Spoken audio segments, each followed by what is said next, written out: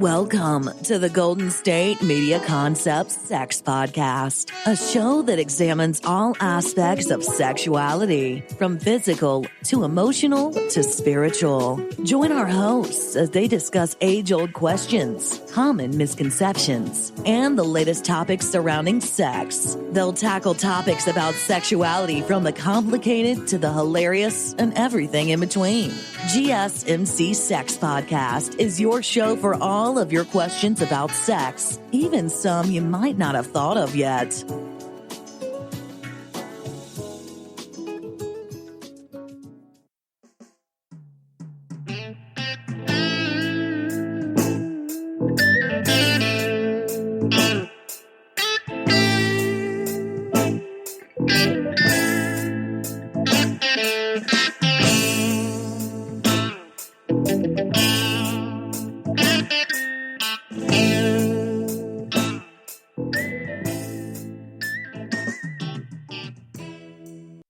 Hi, everyone, and thank you for tuning back into the GSMC Sex Podcast, brought to you by the GSMC Podcast Network.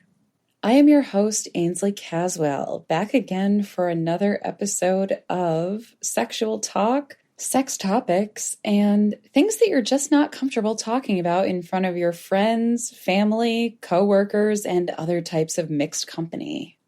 You might think it's easy for me to come up with things to talk about in a sex podcast, but not only is this topic very broad, but sometimes it's also too narrow.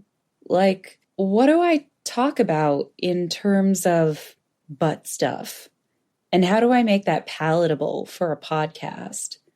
But also, what do I talk about in terms of just sex and intimacy? So, luckily, I'm on the internet, as are you. So luckily, I can pose the question to my friends and followers.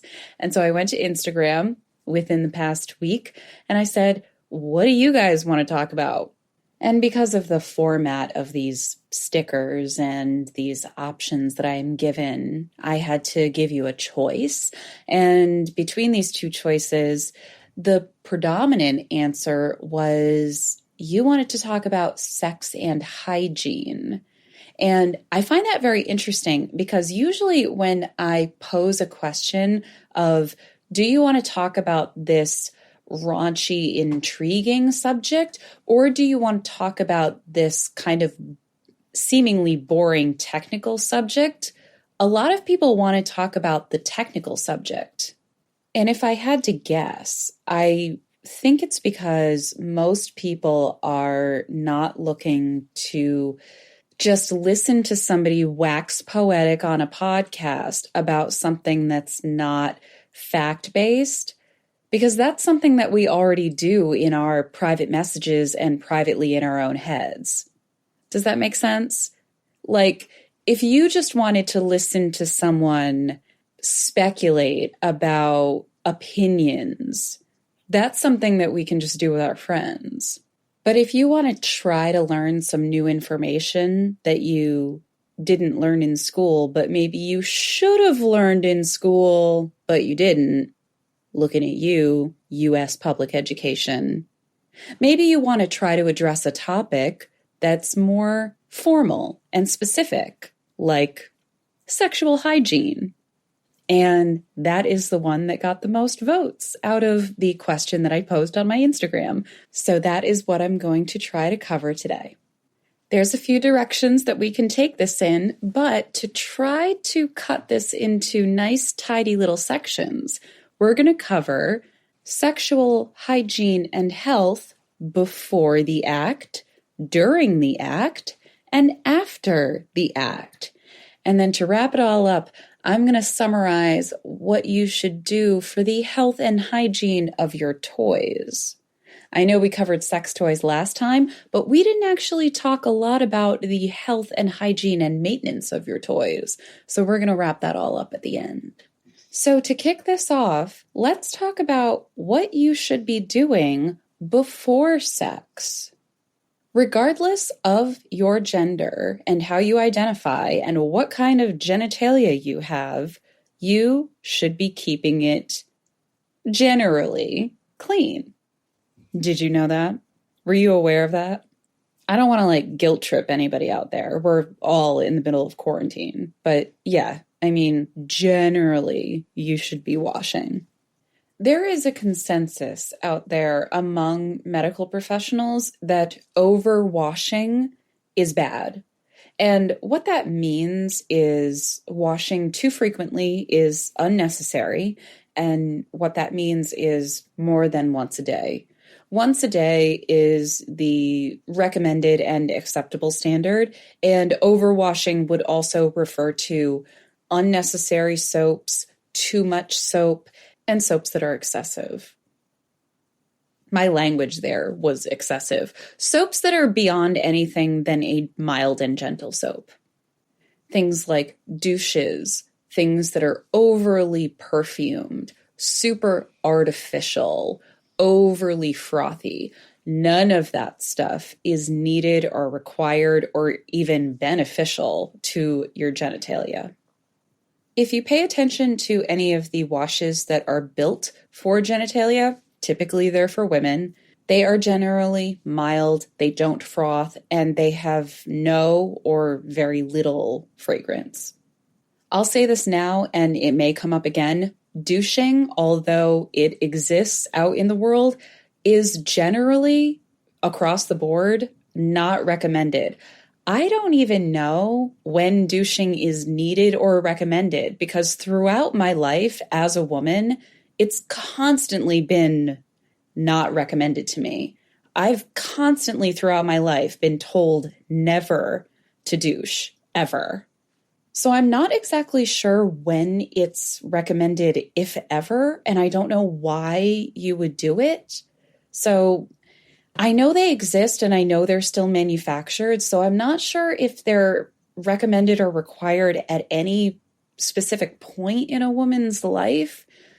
I don't know. I'm not a medical professional, so if you are and you feel the need to reach out to me to tell me when they're required, I welcome your professional opinion, but I've never done it, and I've also never been told when would be an acceptable time to do it. I've only been told don't do it. Apparently, it very frequently will disrupt the vagina's pH level.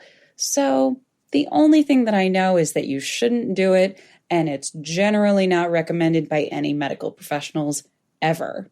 That's my only knowledge on douching. Moving on. Other types of cleansing for the vaginal area is on the exterior only. The vagina is considered a self-cleaning organ because it's on the inside. Everything on the exterior only requires mild cleansing, again with mild soap, and warm water and just your hands is good on most days. And that stands for pretty much any types of genitalia on any type of person. We as humans tend to overcomplicate things, and that goes for cleansing our genitals. Speaking of overcomplicating things, our underwear is one of the other things that comes into genital health. You might think I'm just talking about women because women have notoriously complicated underwear. This also goes for men as well. Yes, women have very complicated underwear. For women, the complicated underwear tends to come in the form of breathability. Our underwear isn't simple anymore because it's not just cotton anymore. It's made like a bathing suit. It's made by solid lace. Now it's edible. Now it's crotchless. There's too many different types of underwear, and it's not for the purpose of being underwear anymore. It's not for the purpose of protecting us. It's not for the purpose of covering us anymore. And thereby, it creates a whole set of problems for our bodies. If you are a female and have noticed yourself getting UTIs or yeast infections and they won't go away, this usually isn't the singular problem, but one of your issues may be the breathability of your underwear. If you don't wear cotton underwear or you don't wear underwear at all, I've met girls like this where they get repeated UTIs and then they say, well, I don't wear underwear. One of the things that you may want to consider is getting cotton underwear and wearing them daily. Try not to make them too tight, but definitely invest in pure cotton underwear. Maybe size up on them because they might shrink on you, and wear them consistently. Men have less of a problem with UTIs, but it's not unheard of. But it also has less of an issue to do with their underwear. However, men also deal with a too tight issue with their underwear. And we know this because it's a very frequent recommendation when men are dealing with fertility issues. Just like the bra, the boxer brief has become a support garment for guys, but I think also, just like the bra, it has become ill-fitting and many people have taken it to the extreme. So now we have to correct in the other direction and teach people how to wear their underwear correctly.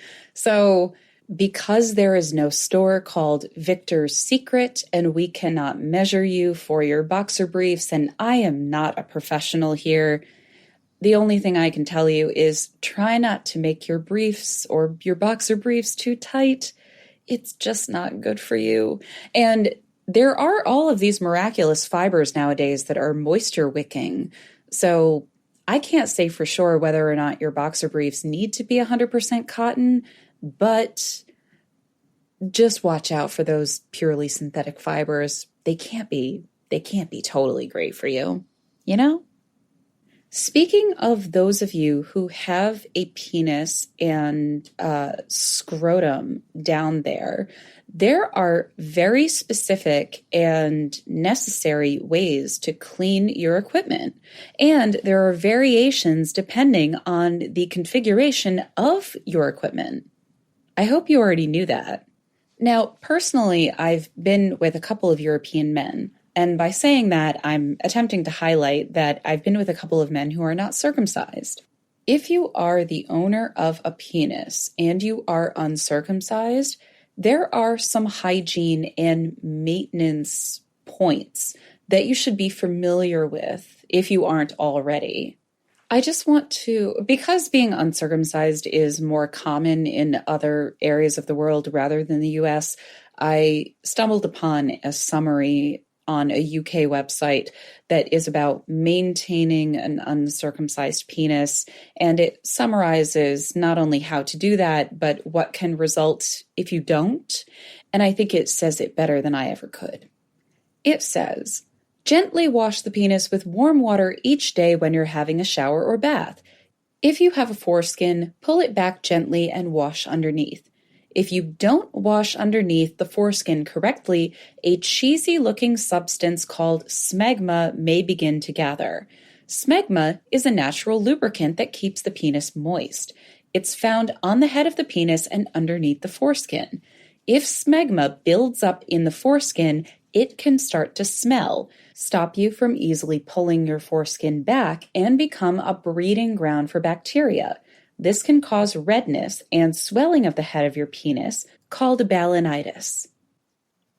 I don't have a penis, but none of that sounds fun. Like zero of it. And one of the biggest negatives of all of that is that no partner wants to deal with any of that stuff. So if you are the owner of a penis and you let any of that happen, nobody's going to want to go near it. I'm sorry, but it's true. That's just the way it is. That's just the way it is. So for the courtesy of any of your partners, but also for your own personal health, please don't let any of that happen to your penis. That'd be great. Okay, thanks. This isn't necessarily good news, but it's actually just as easy for you to neglect a uncircumcised and circumcised penis. Please don't do it to either one. It's just bad news all around. My unofficial opinion, just as a passive observer, as a heterosexual female, it seems relatively easy for you to maintain your penile health by simply playing with yourself in the shower. I'm just saying that because I notice the rate at which my soap seems to disappear when I live with a boy. That's my only data point, really. I will again reiterate that I am not a medical professional nor an expert in this arena. That's just what I've passively observed as a female who tends to live with men one at a time. That's all. You know who has a much better set of guidelines and resources and general feedback on this type of thing? Planned Parenthood. I try to not do a whole lot of endorsing on this platform, but they're an actual institution, a medical institution with actual medical personnel that has medical experience, and they're a bunch of professionals who do things like, I don't know, save lives, and they may have saved my life at one time. I don't know. They're a bunch of cool people, so you may want to visit their website and check out what they have to say. But no kidding, the information that Planned Parenthood offers on basic hygiene is very concise and very easy to understand, and I may or may not have referenced it in preparation for this podcast. As a final note of things that you should wash and keep clean, especially right in the final moments of going right into sex, wash your hands. And not just because of the coronavirus. Wash your hands. Just keep those hands clean. You know why? Because they're probably going to be going into places like your mouth when you don't really expect it. Or they're going to be going onto places of your body that eventually go into your mouth. We're probably going to detail that further going forward. You might not realize that your hand goes into your mouth or that you're going to be tasting your hand after it touches things that then go into your mouth, but it always seems to end up that way. So stick around, and we're going to talk about the things that you need to keep clean and pay attention to during the act of sex. And then we're eventually going to get to the hygiene and cleaning practices that you're going to have to keep going after the act of sex. And then we're going to talk about toys. Don't worry, we'll keep it interesting. Still on the search of that one true love? On the limbo in this crazy world of dating, marriage, relationships? Well, listen to the Golden State Media Concepts Relationship Podcast, your one-stop podcast for everything about relationships.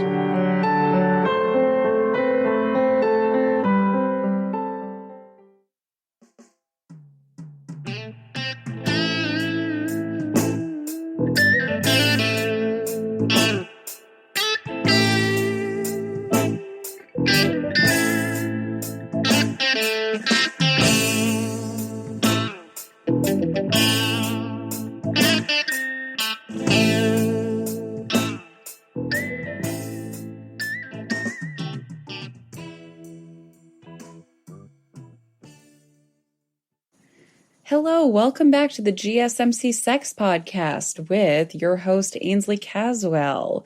This is a very interesting topic. We are talking about sexual hygiene. I decided to talk about this after a very small survey on my Instagram, and I'm not especially surprised that a lot of people voted this topic because, as I discussed at the top of the last segment, a lot of people frequently request technical topics because I often find that people don't want to talk about superficial, gossipy things.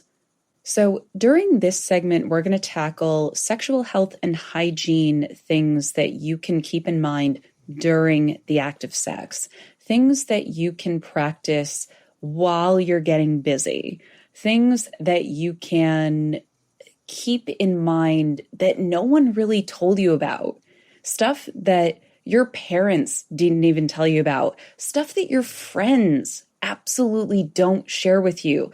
Not because they don't want to, but because it's stuff that people genuinely don't know and you have to figure out on your own. And the reason that we don't share it is because it's not fun and it's not sexy. And when you do figure it out on your own, you think that you're a freaking genius. And why would you tell anybody about it? I feel like that's the kind of stuff that we're going to cover right now. The first couple things I'm going to cover are going to feel like no-brainers, but at the same time, they're going to feel like stuff that you've maybe never heard before. The first one is going to sound really simple, but in the moment, it's stuff that you do because you're lazy and overly enthusiastic. What movie is this from? It's the ass to mouth trope. Don't go ass to mouth. I think it's a Vince Vaughn thing. It's from a Vince Vaughn movie. Somebody private message me and tell me what I'm trying to remember. There's a certain order of operation when it comes to sexual play in the bedroom when you're in the middle of things. And it's not so much that you have to go in order, but when it comes to, basically we're talking about exposure. You cannot go from anal play backwards. You just can't. And it's not so much because it's gross, it's because of bacteria exposure. That's just the way it is. This is the whole reason that friends don't talk about this among each other, because it's boring and not sexy and clinical. So I'm going to start off talking about this being boring and not sexy and clinical. So for the sake of argument, we'll frame this in terms of a heterosexual couple with a penis and a vagina, because that's the easiest way to understand this. So if a penis and a vagina are having sexual relations, and let's say that they enjoy anal play, and you're doing that, you're having anal play, and then you want to switch to vaginal play, that technically should be a no-go without cleaning first. And typically, when you're in the heat of the moment, most people don't really want to stop to clean in between. Or they just don't think of it. They honestly don't think of it. And ideally, they would think of it. There's a couple different ways that you can remedy this. The first way would be to actually stop and clean. The fastest way is to have some sort of appropriate wet wipe that is genital friendly. There's a few of these. You can use, or at least I think you can use, female-friendly wet wipes for the penis. I don't see why you couldn't. The other option, I would think, is to bring in those bathroom wet wipes that they make. I would think that would be a quick option to introduce into your bedroom play. But another way to get this done really quickly and efficiently is to use condoms, honestly. Condoms are a really quick and easy way to switch between different types of sexual play and keep it sanitary in more ways than one.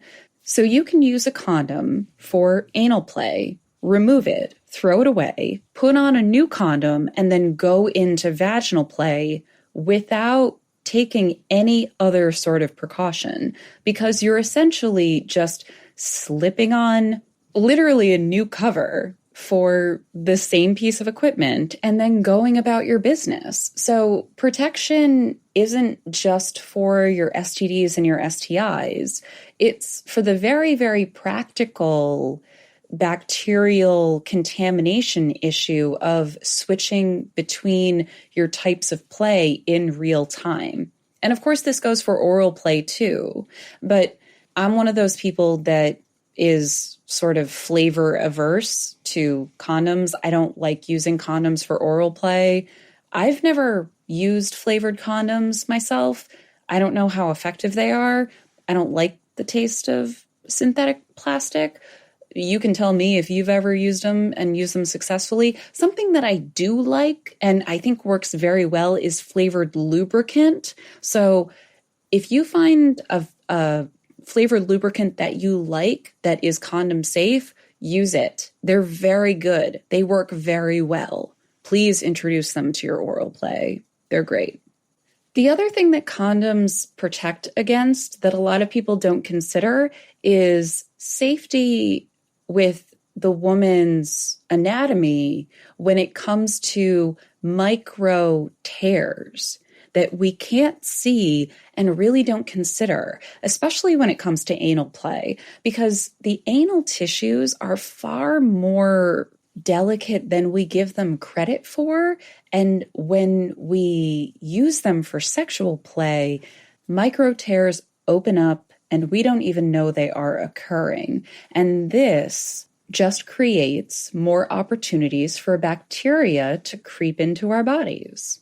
It also opens up more opportunities to expose the other partner to bodily fluids. So it's really not a good situation for either partners. So condoms as a basic barrier method are safer all around. So you really can't go wrong whenever you're wearing them. And I don't really think I need to mention that afterward, they just contain all of the stuff for cleanup. So that's just convenient. When we're talking about things like hygiene and wearing condoms and safety, we end up talking about mental safety and emotional safety. So I feel like I need to talk about communication.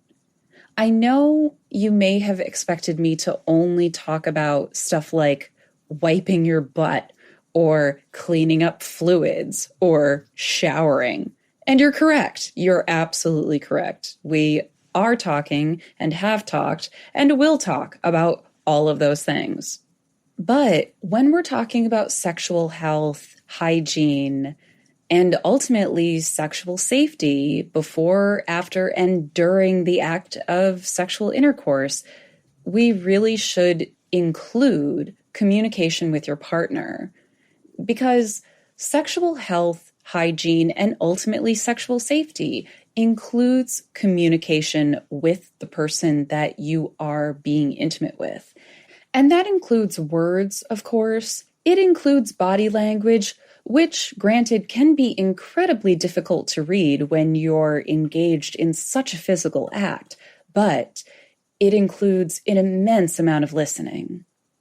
It's my opinion that men have a difficult time listening, especially when they're engaged in a sexual act, and women have an incredibly hard time speaking, even if it's not with their voice.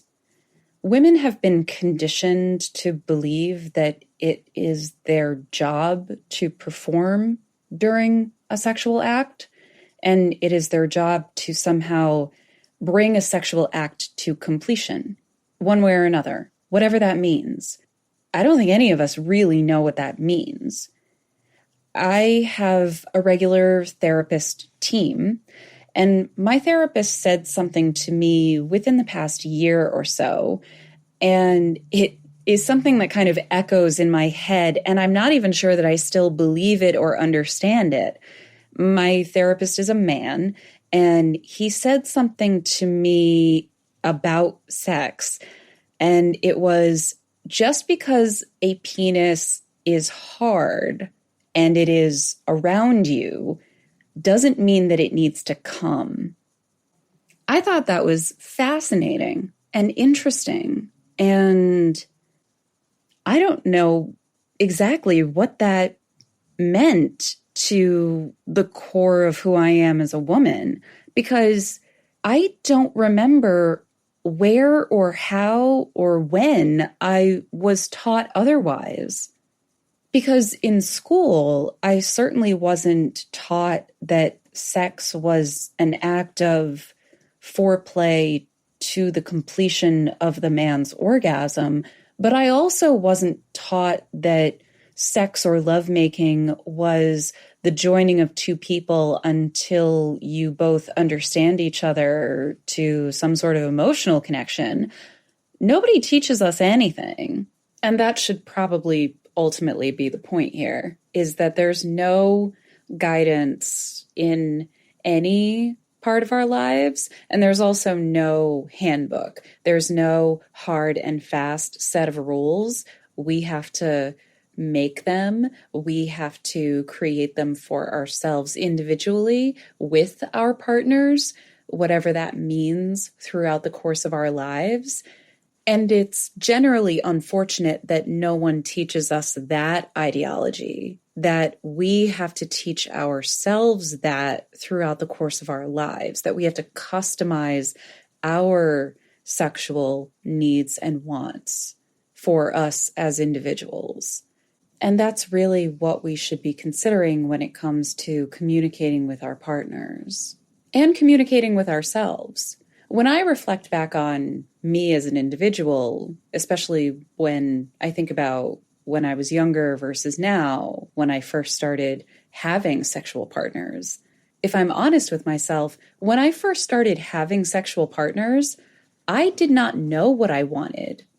And even if a partner had asked me point blank, what do you want? What do you want from me? I don't think I would have been able to answer those questions. So in the topic of communication, the first thing you need to do is be honest with yourself. And the second thing you have to do is then be honest with your partner. First, try to be as transparent as you can with yourself, and then take that transparency into the bedroom and try to be comfortable about it.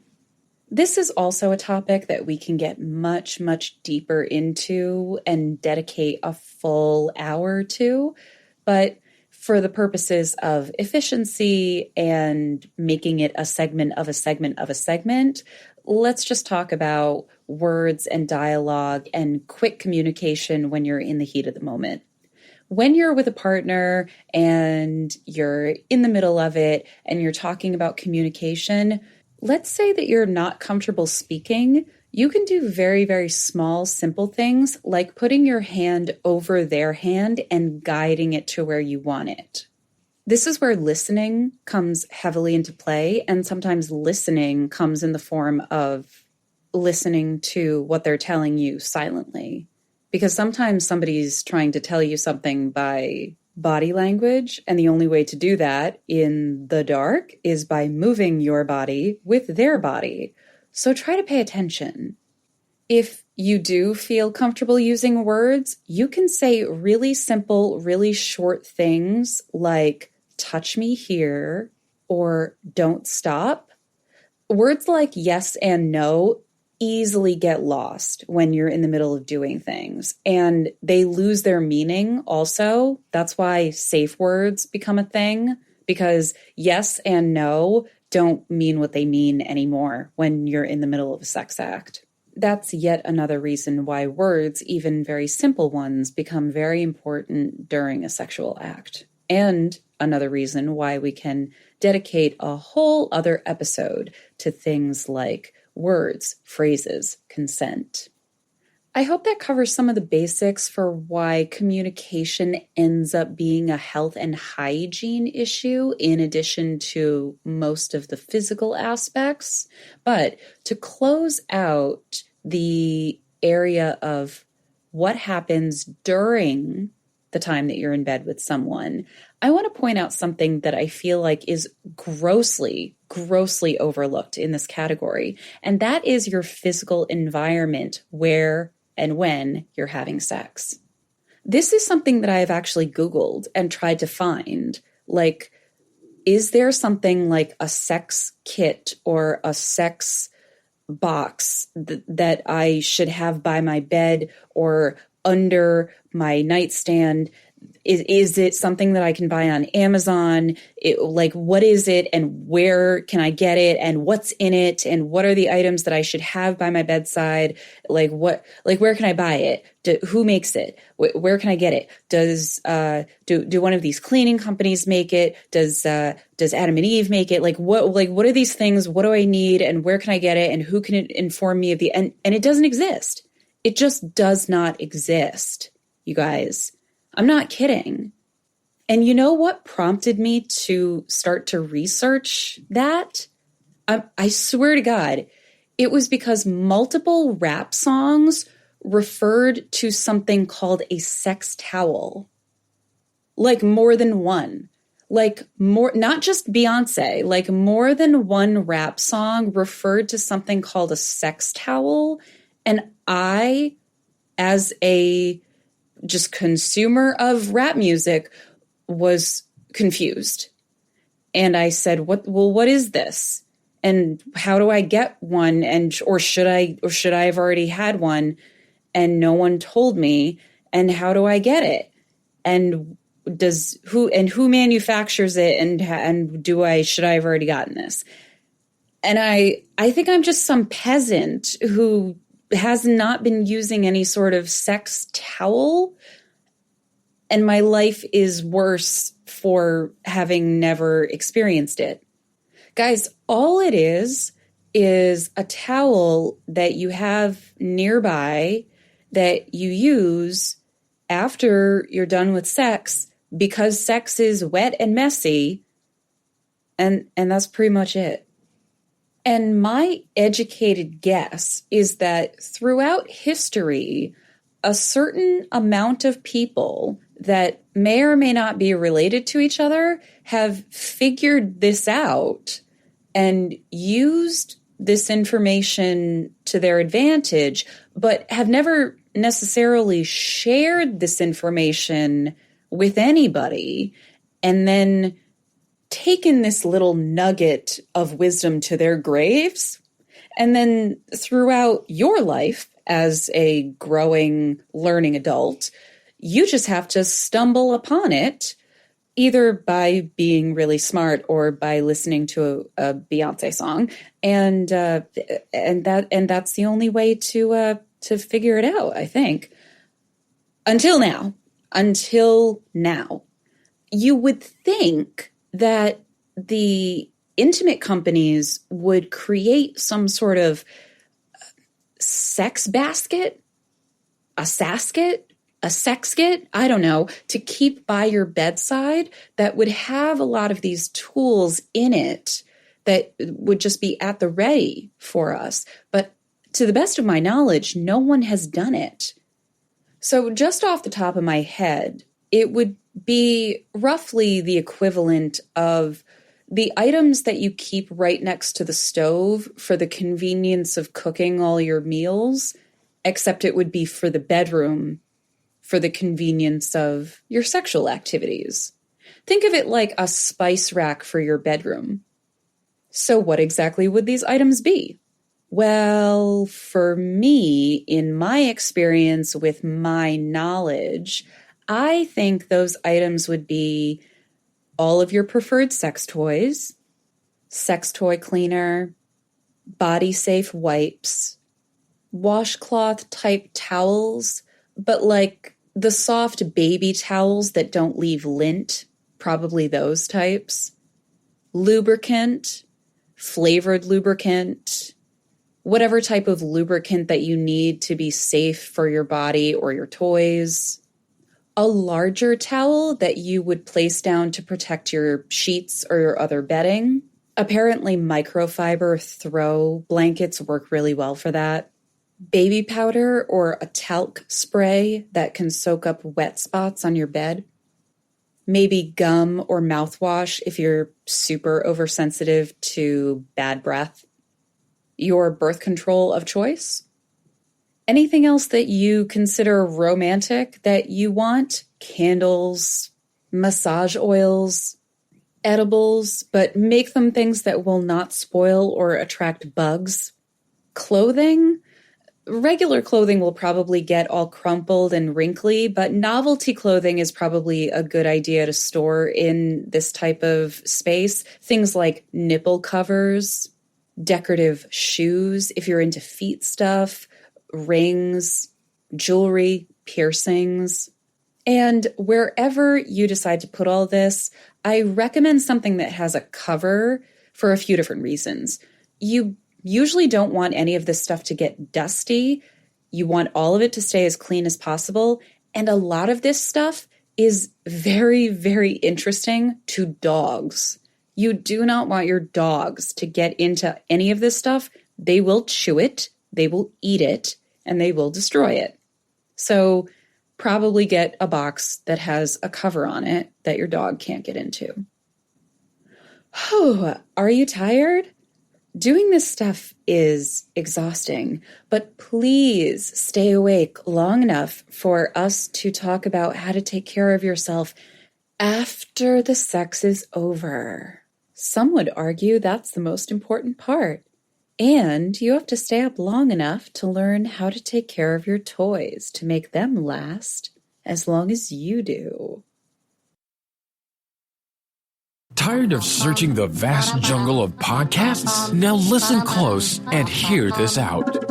There's a podcast network that covers just about everything that you've been searching. Hey! The Golden State Media Concepts Podcast Network is here. Nothing less than a podcast bliss with endless hours of podcast coverage. From news, sports, music, fashion, cooking, entertainment, fantasy, football, and so much more. So stop lurking around and go straight out to the Golden State Media Concepts Podcast Network. Guaranteed to fill that podcast itch. Whatever it may be. Visit us at www.gsmcpodcast.com. Follow us on Facebook and Twitter, and download us on iTunes, SoundCloud, and Google Play.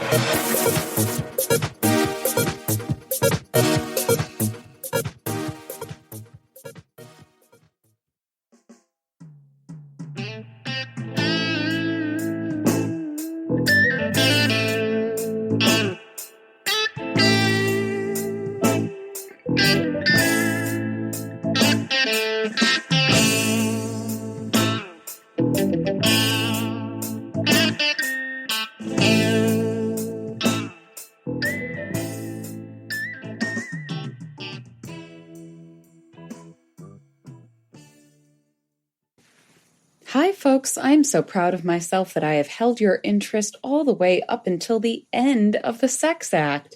And here we are, post-coitus, meaning the end, after the Sex Act. And we're going to talk about how to take care of yourself and possibly even your partner and your environment after you're done. What do you do after you're done with sex? How do you take care of your body? How do you take care of your partner? How do you take care of your environment? I'm going to try to cover all of those things, some of those things, all of those things that I can talk about in an informed way. And after that, I'm going to tell you how to take care of your toys. Now, up until this point, we have talked about the things you have to do leading up to sex. And a lot of those things covered what you should be doing on a day-to-day basis that have nothing to do with sex. We talked about your underwear, and it's not that you can't wear impractical underwear, but that kind of thing takes a real toll on you if you do it every day, all day. If you wear really impractical, restrictive underwear every single day when you don't have to, it will start to impact your genital health. If you don't wash properly, especially if you don't wash properly and you're not wearing the right kind of underwear, and those two things start to commingle, you will start to have a lot of perpetual and long-term issues with your genital health. And then those things will then cross over into your sexual health. And that's where you'll start to have a more active conversation, either with yourself or your partner or your medical professionals, about the types of things you need to be doing in the moment. Those are the types of things we talked about in the second segment. What do you need to be doing in the moment with your partner? Things like communication, basic safety, sex baskets, all of those things. At this point, I'm just going to make a sex basket company. I think I'm going to make millions of dollars. I don't know. So what comes after that? I think what comes after me making millions of dollars is I pay off my student loans. Oh, what comes after the last segment is I talk about sexual hygiene after sex. That's what really comes next. So rather than talk about order of importance, let's talk about chronological order, like the moment you're done having sex, like literally the moment you're done. You're in bed or wherever. I don't know where you are. You're on the floor, you're in your car, you're on your mom's couch. I don't know where you are. It's quarantine. I have no idea where you're at. The first thing that you should really be thinking about is using the bathroom in most cases. One of the reasons that we didn't cover urinating in the first section is because it's more important to empty your bladder after sexual intercourse than it is to empty it before. And one of the reasons is because it's more likely for bacteria to be trapped in the urethra after intercourse than it is before. The urethra is in such close proximity to all of your sex organs, obviously, that the likelihood of bacteria getting not just trapped, but shoved aggressively up inside your urethra during sexual acts is so high that you really need to flush it out of there directly after you're finished with a sexual act. At one time, it was strongly recommended that you use the bathroom before and after sex. That school of thought has sort of gone by the wayside, and even in some cases has been debunked and is not favored anymore, just from a simple practicality standpoint that if you use the bathroom before sex and then if you try to use it after, you won't have anything to give. Meaning it'll just be harder to empty your bladder because you did it so recently. And the whole point of doing this is to empty your bladder so that you can send fluid through your urethra to try to flush any bacteria out of the opening that may have been pushed up in there during the sexual act that you were involved in the previous few minutes, hour, however long you were engaged in whatever you were doing.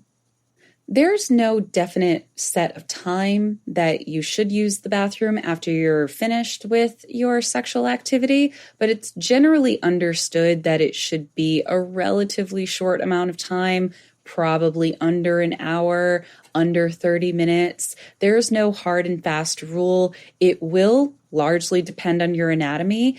As you get older, as you get more experienced with your body and with sexual activity, you will learn what your body needs. I speak from some sort of experience in this arena. When I was younger and I was getting more experienced, not just with being a sexually active female, but having more partners, I learned that I was very prone to urinary tract infections, especially when I switched partners. There's a theory out there that UTIs might have a lot to do with sweat. They're not exclusively to do with sexual fluids. And again, I noticed that I was a bit more prone to them when I was with a new partner. And it seemed to have something to do with me acclimating to the body chemistry of being with a new person. And the sooner and more aggressively that I used the restroom after I was with someone, the less likely I was to come down with a new infection. Men are far less likely to come down with UTIs, but it's not completely unheard of. It's typically always healthier for men and women to use the restroom and empty their bladders after sexual acts. What this goes hand in hand with is staying hydrated. It's always the medical community's recommendation to stay hydrated, and I think it's also a general understanding that almost all of us are perpetually dehydrated all the time, every day. Coffee is not water, despite what you may believe. So before you have sex, try to drink some water and drink some water afterward. Sex is incredibly draining. It's typically an aerobic activity. Your heart rate gets raised considerably, whether you realize it or not. Drink some water after you're finished. You are sweating while you're having sex, and then I am specifically instructing you to empty your bladder. So try to replenish. Guys, if you want to use this as an excuse to drink blue Gatorade, just do it. While you're emptying your bladder, and you may be in the restroom while doing so, you can use this opportunity to clean your genitals. For the most part, it's in your best interest, but as we previously discussed, please don't overwash. It's just not necessary. You can use body-safe wipes, which are any of those brand of bathroom wipes. Many feminine wash companies now make feminine wipes, which, to the best of my knowledge, are probably safe for male genitals, but I'm not going to swear by that. I would double check with those companies and double check with the fine print. If you have a bath or shower available, jumping in the bath or shower is also totally acceptable. And in many cases, you'll be fine with warm water and your hand. If you want to elevate it, you can use a mild soap. But like we discussed earlier, it really doesn't need to get any more complicated than that. Humans really do tend to get too fancy and too over complex when it comes to pretty much anything. And cleaning our genitals is included in that. So just because you came out of a fancy, overcomplicated sex act, it doesn't mean that your cleanup also needs to get fancy and overcomplicated. Your bed and your environment, or wherever you happen to do the deed, also can be really simple, and it doesn't need to complicate your life. Very briefly, when I was mentioning the sex basket that I'm going to make millions of dollars on, I did fleetingly mention a blanket that you could put down. And I mentioned that a microfiber throw blanket can work very well for protecting your bedding for wherever you're having sex. Those types of things not only are accessible and often inexpensive, and they work well for placing down as a bed barrier for protecting your bedding or wherever you're having sex. Not only do they soak up your fluids and absorb the infamous wet spot, but you can immediately gather it up and just throw it into your laundry basket or the wash, and it's just taken care of immediately. And again, it's just that simple. Just like the sex towel, I never ever would have thought of this if someone hadn't mentioned it to me out in the wild. I can't believe that there isn't some sort of class or adult pamphlet that I was handed upon turning 18 that didn't provide me this valuable information, but there isn't. So I'm sorry that all of us have tried to survive our entire adult lives without this valuable, life-giving information. Now that we're done with some of the fun stuff, which is talking about fluids and blankets, here's some of the not fun clinical stuff that you've been putting off for too long that you did know about. And that is checkups with the doctor. You knew that you were supposed to do that, right? You knew that you were supposed to go to the doctor once a year. You knew that. Because of all the things that school did not teach us, they did teach us things like deadlines and to-do lists. And at least we knew that we had to get tested for STDs.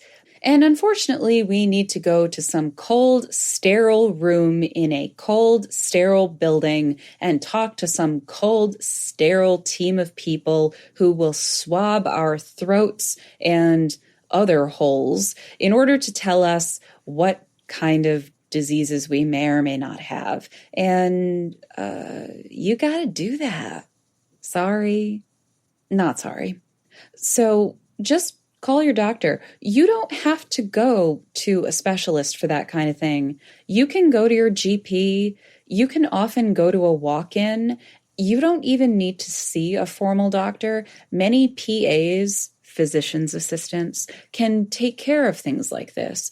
You can ask for a full screening. That's really all you need to do. In many cases, to kick off this conversation, you really just need to broach the topic of you not being in a committed relationship. And you just need to clarify that you're single and you're sexually active. And In many cases, the medical professional will then lead you down the path of, okay, well then, here are the tests that we may need to run. You, as the patient, are responsible for being honest with your doctor about what kind of behavior you're engaging in that is relevant to the tests that are available to you. Your doctor is responsible for letting you know what testing is available to you and what information you should know and what applies to you. You should also know that there are bad doctors out there. If you don't like your doctor, or if you have a bad feeling about your doctor, or if you feel that your doctor is not giving you the information you need, you should switch medical professionals. You have the right to do that, and you should. If you're not comfortable with your doctor, you should switch. And luckily, the internet gives us a lot of resources to be able to do that relatively quickly and efficiently. I can't speak for whether or not the healthcare system allows us to be able to do that. However, the internet gives us a lot of resources. With all that being said, we have a responsibility as individuals to do a lot of things at home when it comes to things like self-checks. Sexual health involves a lot of things when it comes to self-awareness and knowing your body. When we use the term self-checks, I think a lot of people think of things like women doing self-checks on breasts. There's an entire technique with verifying breast health that I can't even remember the age that I was introduced to it. I was so young. I think I may have been in middle school when I was briefed on how to do self-checks on your breasts. And that's incredibly young when you consider that they don't start doing medical checks on your breasts until you're 40. But other types of sexual health, which I don't think any of us get briefed on nearly as adequately, are things like testicular health and internal health that we can't check for, like cervical health and uterine and ovary health. There's been a lot of publicity in recent years about how HPV can translate into cervical cancer and other types of internal cancers affecting women.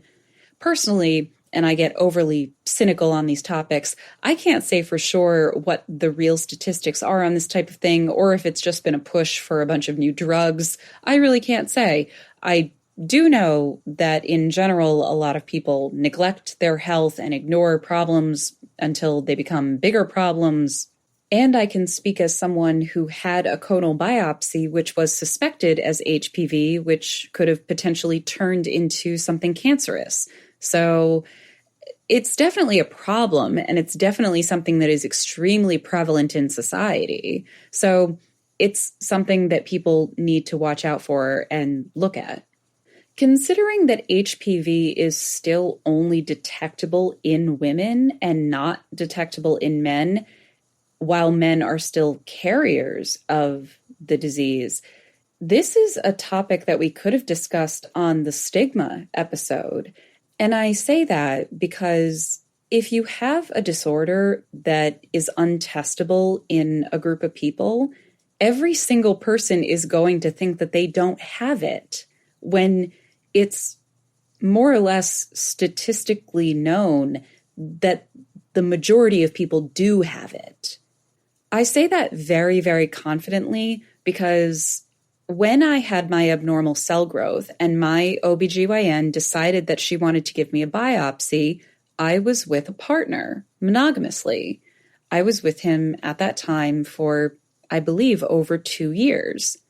We didn't verify that HPV was the cause of my cell growth, but for the sake of argument, the doctors just assume that it is because the vast majority of the time, that's what is causing it. So I found myself in a conversation with my partner telling him that if he gave me HPV, that I wouldn't be able to catch it again because I was now immune. He looked at me and said, "I didn't give it to you." And I said, "You can't possibly know that because you can't be tested." And his response to me, with no doubt in his mind, was, I didn't give it to you because I haven't had as many partners as you have.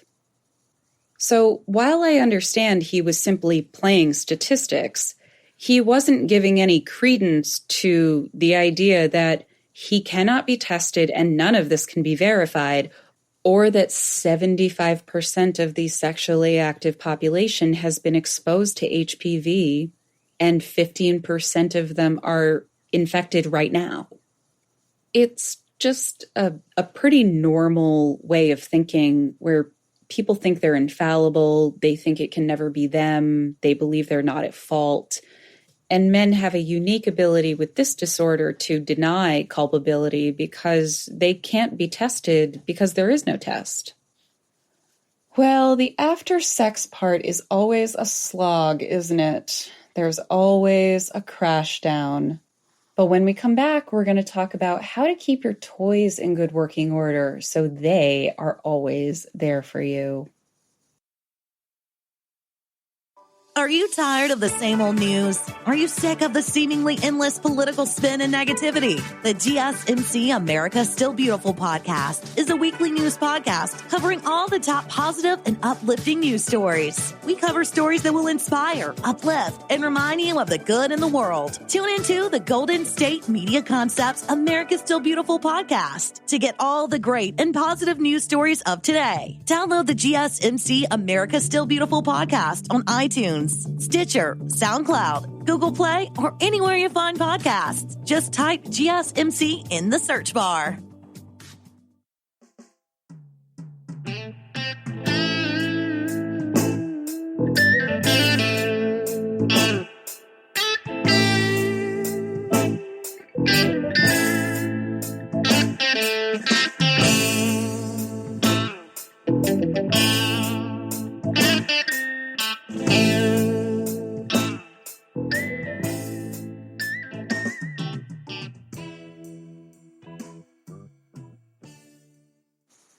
Hi, and welcome back to the GSMC Sex Podcast. I am Ainslie Caswell, and this hour I have been talking about sexual health and hygiene. Hopefully you joined me for the first 3 segments in which I talked about your hygiene before sex, during sex, and after sex. And for this last segment, I'm going to be discussing specifically your sexual hygiene, not with your body, but with your toys. I know in my last episode, I talked about toys in their entirety for the most part, but I didn't really zero in on the health and hygiene of your toys, which is really its own animal and really deserves its own section. And that's what this is all about. So when we're talking about toys, we're really talking about materials. Toys can be made out of so many different materials. And what are those materials? They're mostly plastic, if we're being honest. Sex toys are mostly made out of different types of plastic. When you divide those up into categories, we're mostly talking about 2 really big categories, and it's predominantly silicone and non-silicone. Less often, but just as available, you have materials like metal and glass. In any of those circumstances, you can use a basic toy cleaner. Toy cleaners are going to be labeled as such. They're going to be labeled very specifically as intimate toy cleaner. The ingredients in these cleaners have a balanced percentage of usually purified water and alcohol and other types of ingredients that are gentle enough that they won't be so abrasive on the surface of the toy that they cause damage that can house bacteria.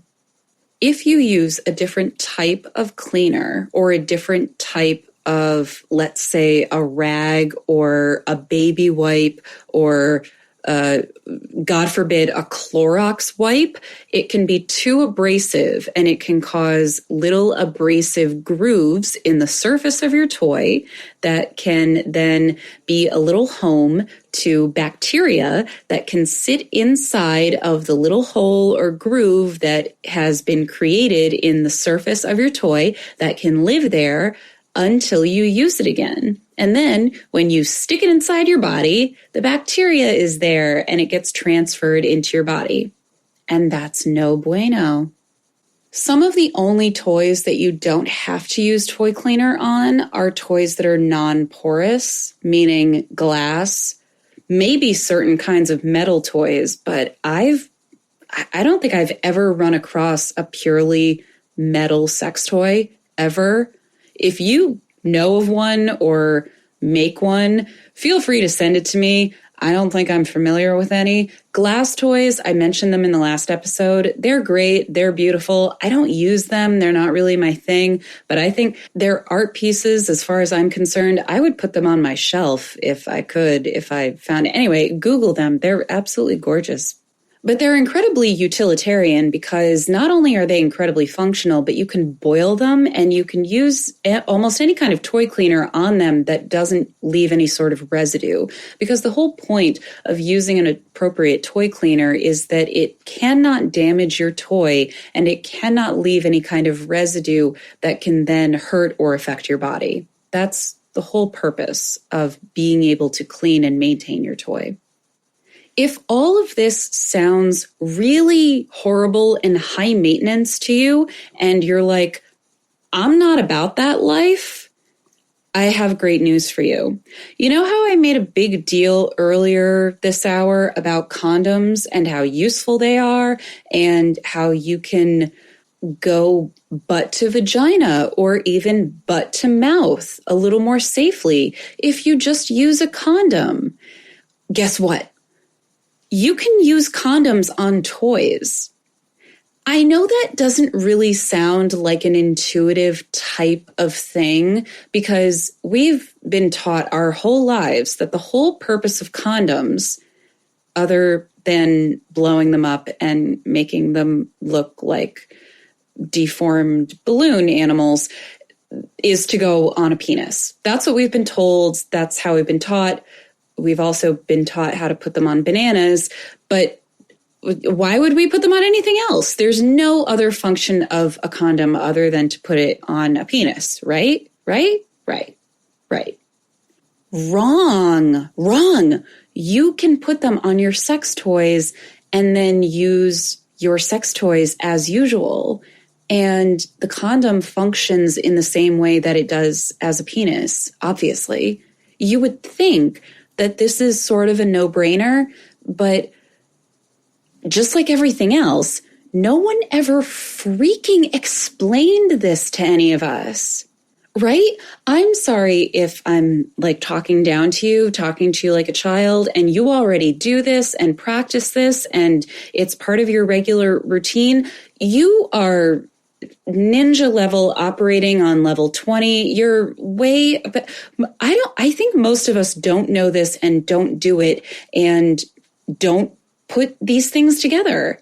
To be perfectly honest, I would think that if you asked the average person if they thought this was a normal or sensible thing to do, they would look at you like you were crazy or think that this might be a waste of a condom. But at the same time, the average person would also say that they are lazy about cleaning their sex toys. So just to give you a quick summary and overview about what exactly we are discussing, you can take your sex toy, which you can otherwise use just as it is and use it on your body. You can take your sex toy, cover it with a condom, use it as usual, then remove the condom, throw the condom away, and then maybe just rinse or wipe off your sex toy and then store it, or maybe not clean it at all. And then it's just kind of mildly dirty. It's probably only covered with a slight film of prepackaged condom lubricant, which most condoms have. You can also get unlubricated condoms and then use your own lubricant that you have separately, and then your toy is probably covered with almost nothing, it will likely cut way down on your cleaning responsibilities for your toy, especially in the long term. It'll probably also extend the life of your toy if you do this. And then, like we were discussing in another segment, it adds to the safety element of using the toy on multiple areas of your body. If you use the toy anally with a condom and then want to switch to a different area of your body, just remove the condom, put on a new one, and then continue the use without much concern for hazard. All of that makes it a lot faster, safer, easier. And I don't know about you, but all of those things sound very appealing to people who are generally lazy and overenthusiastic while they're in the middle of a sex act.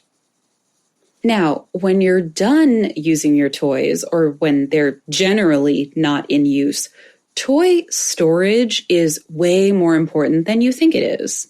We briefly discussed at the beginning of this topic that toys are made out of different substances.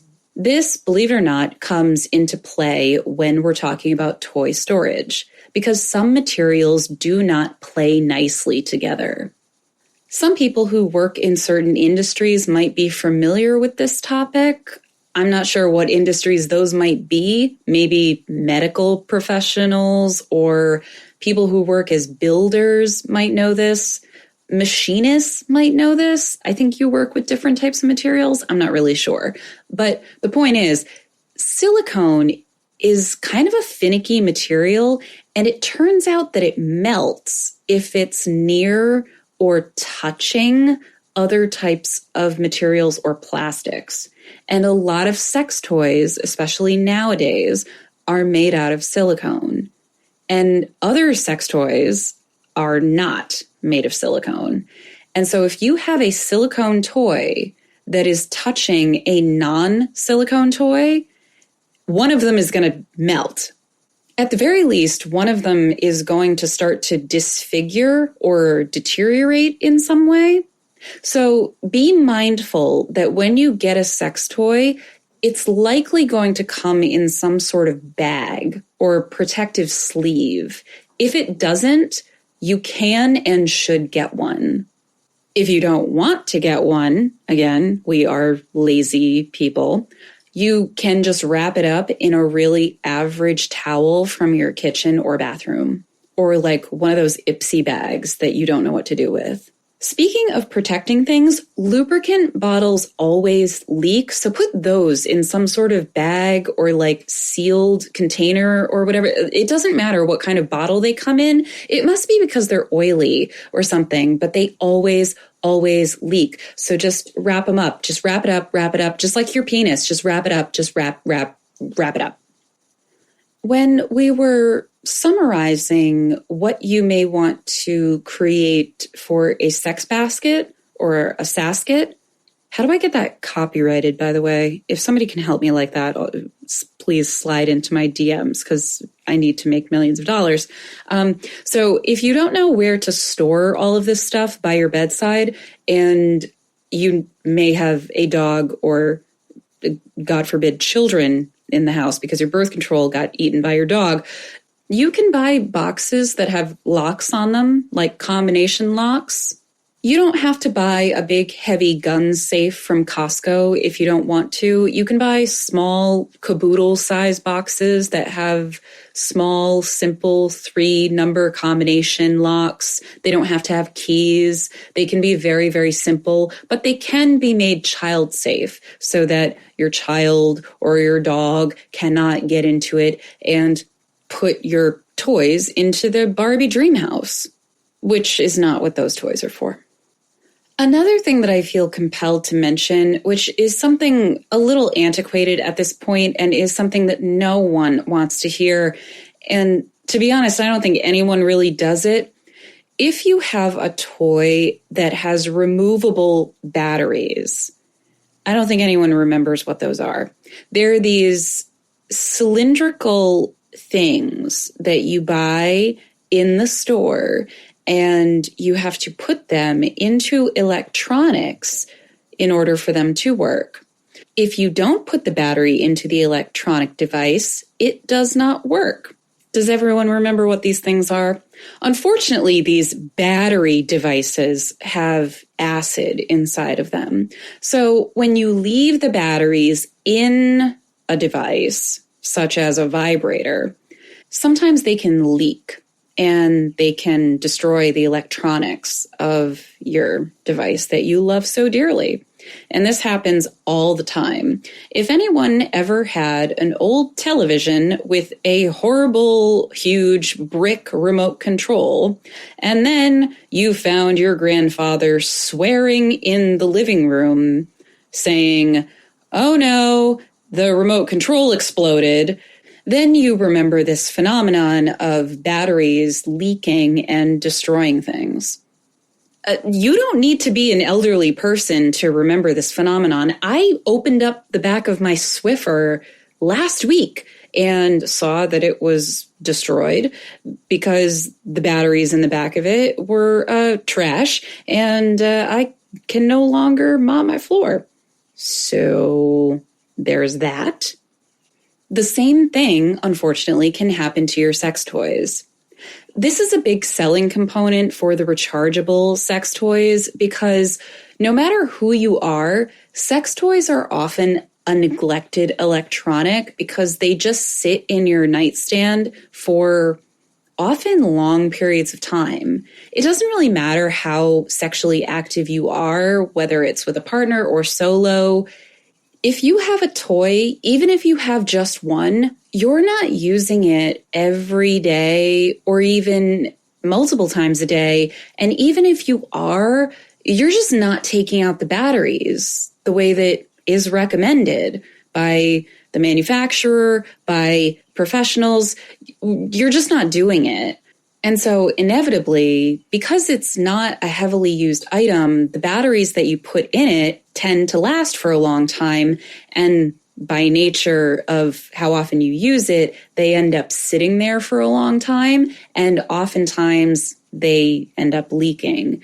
And that will destroy your toy sooner than the wearing of the motor. So if you're going to use a toy that doesn't use a rechargeable battery and you still have a sex toy that uses those archaic, removable batteries that you get from the retail locations, if you have a favorite toy that uses that kind of power, the best advice that I can give you is try to be diligent of removing the batteries. That will elongate the health of the toy, whether you realize it or not. On the side of rechargeables, you kind of have to treat it like your phone. Try not to leave it plugged in for too much longer than it takes just to recharge it. Try not to leave it in a location that goes through any major temperature fluctuations. Try not to throw it around or put it through any major trauma. Try not to scratch it or put any of those deep grooves in it that we talked about earlier, because then they can house bacteria. If you abide by all of those types of general rules, the toys that you buy for yourself will actually last a really long time. And honestly, folks, I think that's really all of the advice that I can give you. Thank you for sticking around for this episode of the GSMC Sex Podcast, which was brought to you by the GSMC Podcast Network. Hey, remember to subscribe wherever you get your podcasts and leave a review and sign up for notifications. And if you want to, you can follow us on Facebook, Twitter, Instagram, all of your regular socials. Just search for GSMC, or you can search for me, Ainslie Caswell. Thank you, and I'll see you next time. You've been listening to the Golden State Media Concepts Sex Podcast, part of the GSMC Podcast Network. You can find this show and others like it at www.gsmcpodcast.com. Download our podcasts on iTunes, Stitcher, SoundCloud, Google Play, or anywhere you find podcasts. Just type in GSMC to find all of our shows from the GSMC Podcast Network. From sex and relationships to health and wellness, life and happiness, and even weird news. You can also follow us on Twitter and Facebook. Thank you, and we hope you have enjoyed today's episode of the Golden State Media Concepts Sex Podcast.